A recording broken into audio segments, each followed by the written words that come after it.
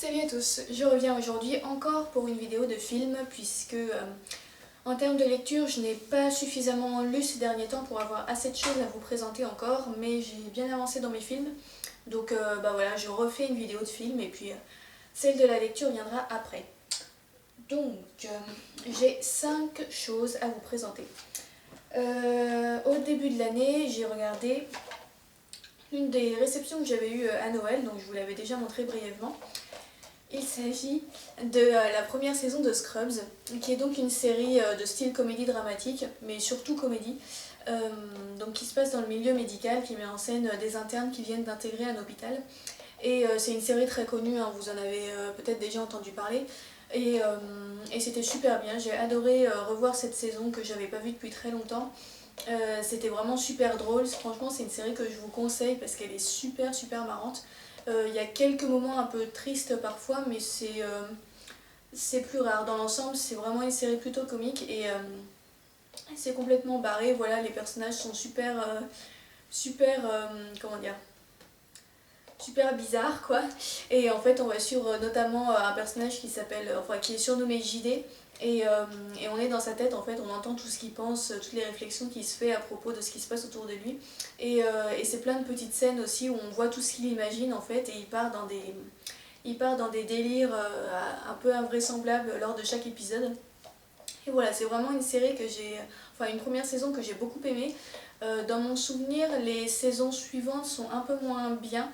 Je sais plus à partir de laquelle j'avais trouvé que le niveau commençait à baisser, mais voilà, j'avais eu cette impression qu'on a assez souvent sur les séries. Au bout de 5 ou 6 saisons, c'est rare que ça reste toujours au top niveau. Mais en tout cas, cette saison 1, elle est vraiment très bien. Donc je vous la conseille très fortement. Ensuite, alors que je dise pas de bêtises. Donc ensuite, encore une réception que j'avais eue à Noël que j'ai regardée.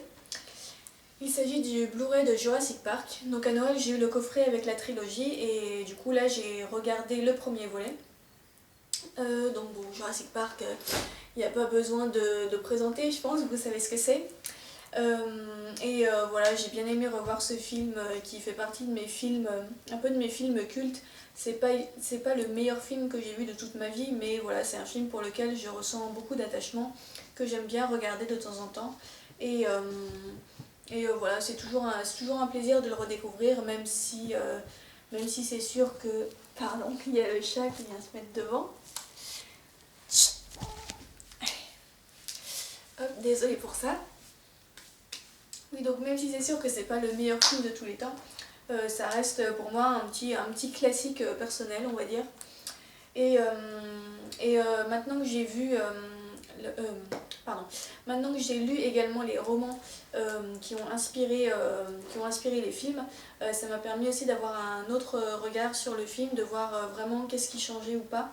Et j'ai eu la surprise également de voir que cette édition-là contient une version du film qui est beaucoup plus longue que celle que j'avais vue jusqu'à présent. C'est-à-dire celle qui passait à la télé en gros, puisque à l'époque, quand j'étais petite, on n'avait pas acheté les DVD, on regardait quand ça passait à la télé en fait. Et en fait là dans ce Blu-ray, le film est beaucoup plus long, il y a plein de scènes, enfin pas plein, mais il y a plusieurs scènes que je n'avais jamais vues, donc qui je pense avaient été coupées en fait dans la série télé. Et donc voilà, j'étais très surprise de découvrir comme ça plusieurs péripéties que je ne connaissais pas du tout. Et voilà, c'était une très bonne découverte de découvrir pour la première fois la version longue du film que je n'avais jamais vue en fait jusqu'à présent. Et voilà, c'était un bon revisionnage pour toutes ces raisons. Ensuite, au cinéma, je suis allée voir un film qui a été... pratiquement un coup de cœur. En fait, j'hésite un petit peu à dire si c'était un coup de cœur ou pas. C'est un film qui m'a beaucoup émue, qui m'a beaucoup touchée. Il s'agit de Loin des hommes. Alors là, le titre n'est pas écrit sur cette image-là, mais je l'ai prise parce qu'elle est horizontale, un peu plus grande. Donc Loin des hommes avec Viggo Mortensen et Reda Kateb. Donc voilà, c'est un film que j'étais allée voir sans trop savoir à quoi m'attendre. J'avais plutôt, enfin le synopsis m'avait intéressée. Et donc voilà, je suis allée le voir en me disant bon.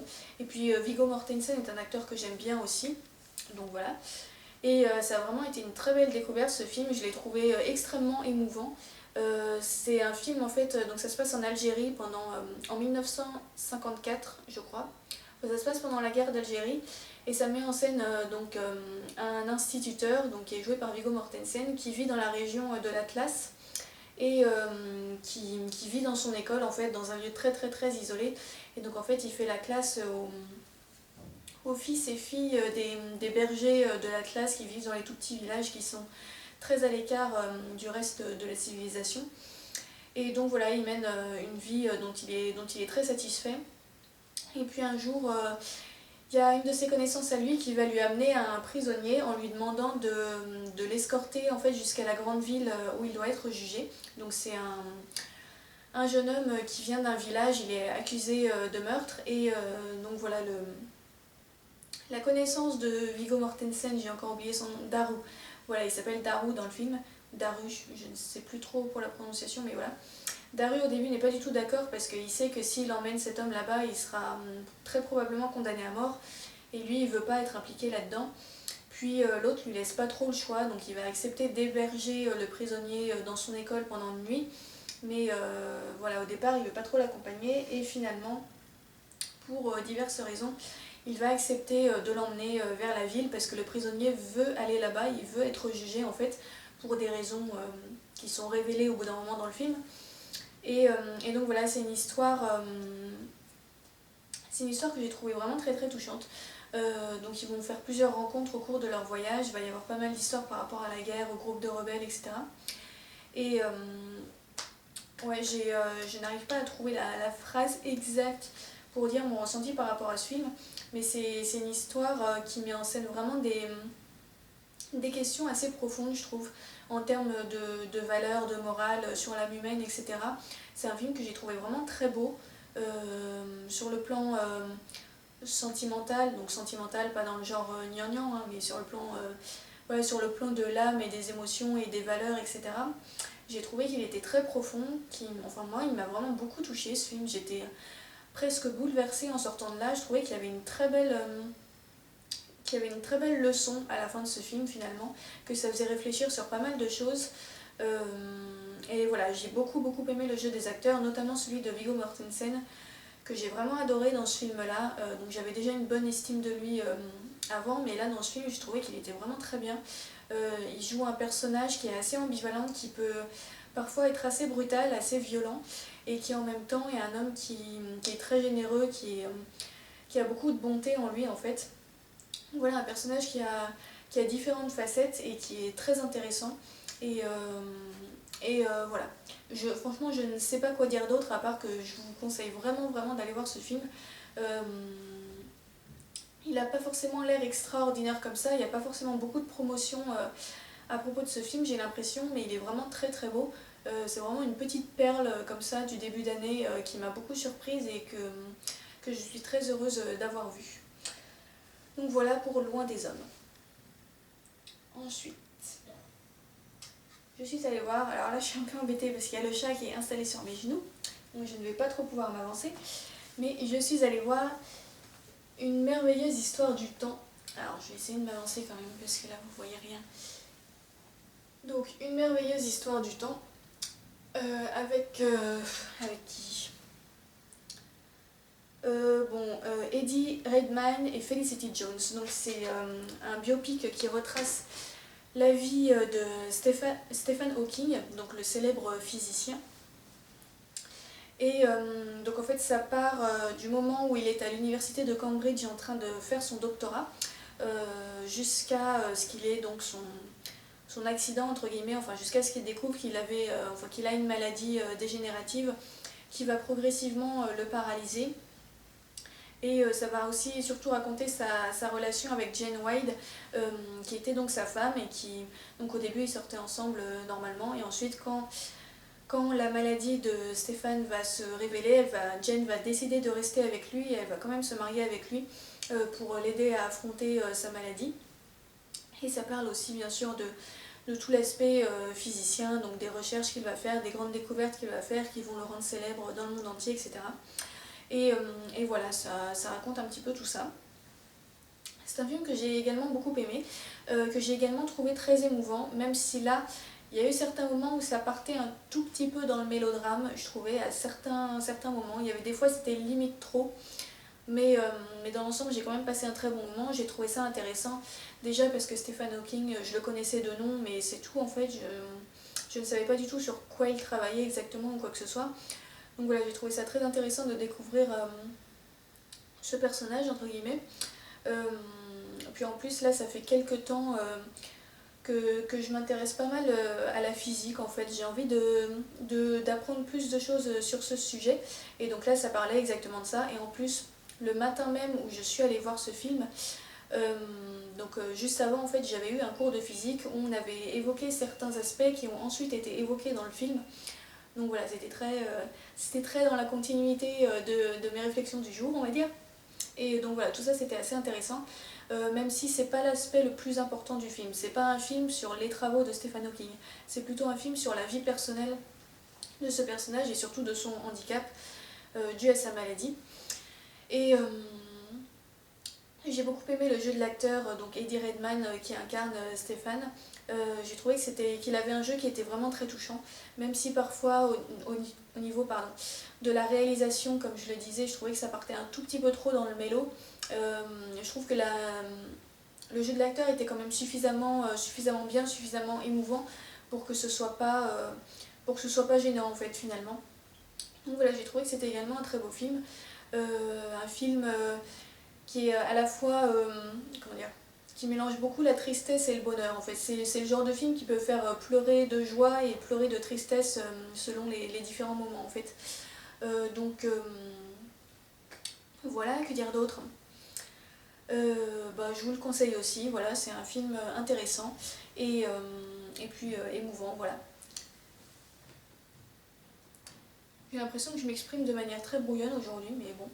Et donc enfin le dernier film dont je vais vous parler aujourd'hui, que j'ai vu au cinéma également, il s'agit de Wild, avec Reese Witherspoon. Et donc là aussi c'est un biopic qui est adapté de la vie d'une femme qui s'appelle Cheryl Strayed.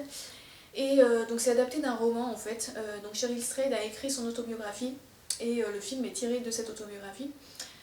Et donc en fait cette femme, elle a vécu une expérience très difficile.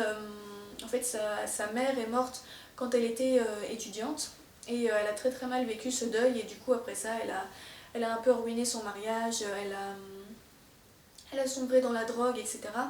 Et finalement, pour essayer de retrouver goût à la vie et d'essayer de se sortir de cette mauvaise passe, elle a entrepris d'effectuer une des plus longues randonnées du monde qui s'appelle le PCT, donc c'est Pacific Crest Trail, je crois. Donc en fait, c'est un très très très long chemin de randonnée qui fait toute la côte du Pacifique aux États-Unis. Donc ça va de je sais plus où, mais enfin ça remonte depuis le sud jusque vers le Canada, je crois. Et donc voilà, en gros, elle va essayer, enfin elle décide de faire cette randonnée, ou du moins une partie. Et donc ça représente un voyage de 1600 km à effectuer à pied. Voilà, en étant éloignée de la civilisation pendant la majeure partie du temps. Et donc voilà, ça raconte cette aventure-là, tout en mêlant aussi différents aspects de sa vie passée qui explique comment elle en est arrivée là, etc. C'est un film sur lequel j'ai un avis mitigé. J'ai trouvé qu'il y avait des bonnes choses et d'autres choses un peu moins bien. J'ai bien aimé l'histoire en tant que telle, j'ai trouvé ça assez intéressant à regarder, voilà. Par contre, j'ai pas beaucoup aimé la personnalité de Cheryl en fait. Donc ça, je dois avouer que ça m'a gênée parce que du coup, j'étais pas du tout attachée à elle. Je la trouvais un petit peu agaçante par moments. Et voilà, ça m'a gênée quand même pas mal tout au long du film. Même si à côté de ça, l'histoire en elle-même était bien. Bon alors c'était pas transcendant non plus, j'ai pas trouvé ça passionnant.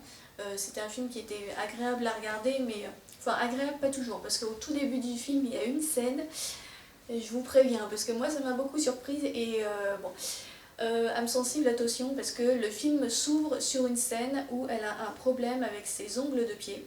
Et voilà. Enfin, moi je me suis caché les yeux pendant cette scène parce que je savais que ça allait pas me plaire du tout. Mais voilà, je vous préviens, si vous êtes sensible par rapport aux histoires d'ongles, faites attention pendant les premières minutes du film. enfin les premières secondes, parce que la scène dure pas 3 heures non plus, mais voilà, c'était juste, enfin moi ça m'avait un peu waouh. Donc voilà. Mais donc oui, à part ça, c'est pas un film très exaltant, c'est-à-dire que je suis sortie de là en étant bon, c'est-à-dire qu'autant il y a des films parfois où je sors de la salle où je suis vraiment pleine d'émotions, on va dire. Là je suis sortie de la salle, j'étais pas spécialement émue, j'étais pas spécialement, voilà, je suis tout de suite retournée dans la vie quotidienne. Voilà, il n'y a pas eu vraiment de transition, on va dire. Ça m'avait pas beaucoup exalté, on va dire. Donc c'est pour ça que j'ai un avis un petit peu mitigé, puisque je peux pas dire que c'est un mauvais film parce que j'ai quand même bien aimé le regarder, mais c'est vrai qu'il m'a pas apporté grand chose, et je pense que c'est notamment dû au fait que l'héroïne ne m'a pas beaucoup plu. Et du coup, je ne pense pas que je lirai le roman, puisque en général, j'aime bien lire les histoires de personnes qui vont entreprendre comme ça des grands périples, un peu à travers la nature, etc. Mais là, la personnalité de Cheryl ne me plaisait pas trop, et du coup, j'étais pas très en phase avec elle ou avec les motivations qui la poussaient à entreprendre ce voyage. Donc voilà, je ne suis pas spécialement intéressée de lire le roman. Mais dans tous les cas, si vous aimez bien ce genre d'histoire, ça pourrait vous intéresser. Peut-être que vous seriez plus attaché à l'héroïne que moi. Donc voilà, je le conseillerais quand même aux personnes qui aiment bien ce genre d'histoire un petit peu initiatique. Voilà, c'est tout pour cette vidéo de film.